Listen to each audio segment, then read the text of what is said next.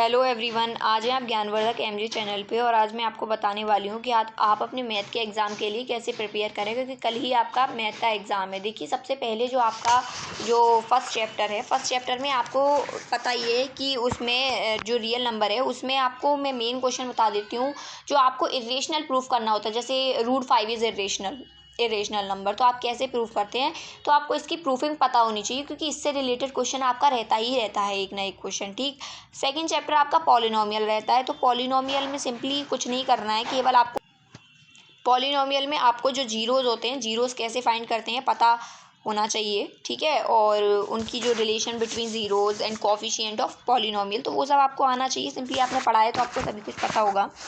ठीक, और देखिए आपका थर्ड चैप्टर जो रहता है इक्वेशंस वाला, जिसमें आपको इक्वेशन सॉल्व करके एक्स एंड वाई की वैल्यू फाइंड करनी होती है।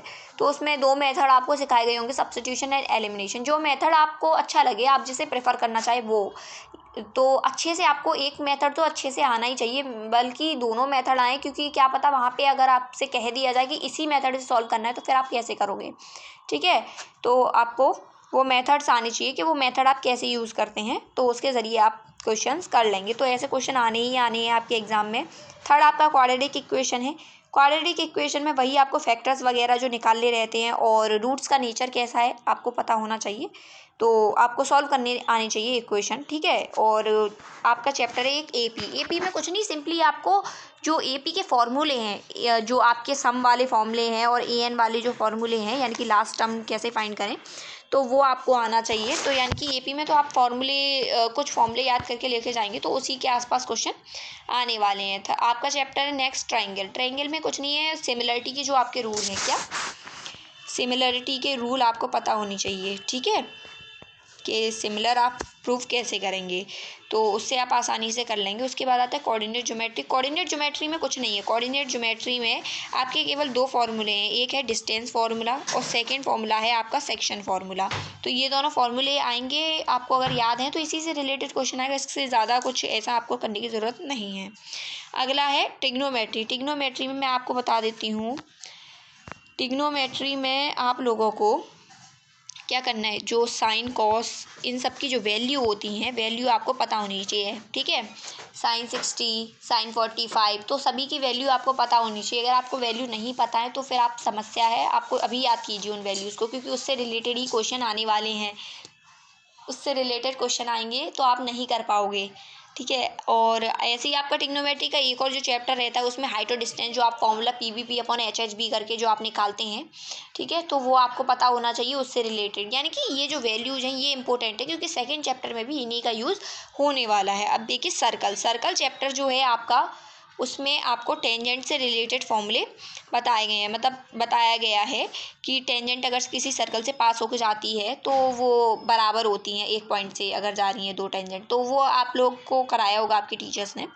तो उससे रिलेटेड जितनी भी आपको चीज़ें बताई हैं आपको पता होनी चाहिए। ठीक, अब एक और सर्कल का आपका जो चैप्टर रहता है, जो सेक्टर वाला जो चैप्टर रहता है, उसमें आपको फॉर्मूले पता होने चाहिए। क्या फॉर्मूले, क्योंकि उसके फॉर्मूले थोड़े से टफ लगते हैं बच्चों को, तो वो फॉर्मूले आपको अच्छे से याद नहीं होंगे तो आप लोग क्वेश्चन नहीं कर पाओगे, क्योंकि फॉर्मूलों का तो काम है ही।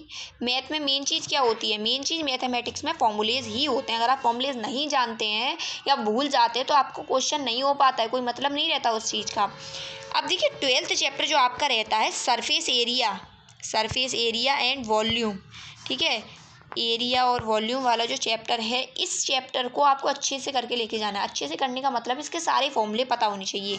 ठीक है, सबसे पहले एरिया वाले भी और वॉल्यूम वाले भी, क्योंकि इस चैप्टर में से आपके 5 नंबर के क्वेश्चन आते ही आते हैं। ये चैप्टर बहुत ज़्यादा वेटेज रखता है और इस चैप्टर से 5 नंबर के क्वेश्चन आने होते हैं, और 5 नंबर आपको पता है कितना ज़्यादा वैल्यू रखते हैं। अगर आपका एक भी क्वेश्चन गलत होता है तो आपके सीधे 5 नंबर काट लिए जाते हैं।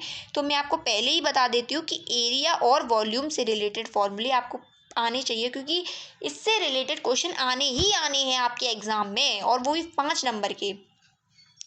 आपका नेक्स्ट चैप्टर रहता है स्टैटिक्स में वही आपको कुछ फॉर्मूले बता दिए होंगे मीन मीडियन मोड के, तो वो सब आपको आना चाहिए। तो सिंपल चैप्टर रहता है, अधिकतर बच्चों को आता है, तो वो चीज़ आपको करनी है। ठीक है, और 14 आपका प्रोबेबिलिटी तो आपको बताया ही होगा। उसमें क्या रहता है कि क्या कहते हैं, जो प्रोबेबिलिटी होती है वो मतलब किसी आउटकम की जो प्रोबेबिलिटी है वो अपॉन टोटल टोटल प्रोबेबिलिटी जो रहती है वो।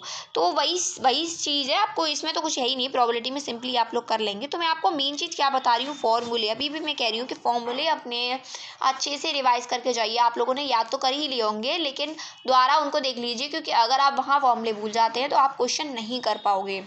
तो मेन फोकस आप फॉर्मूले पर रखिए, क्योंकि अब आप सारे क्वेश्चन करने वाले नहीं हो कि आप सारे क्वेश्चन करके जाओगे या कर पाओगे, कोई नहीं कर पाएगा।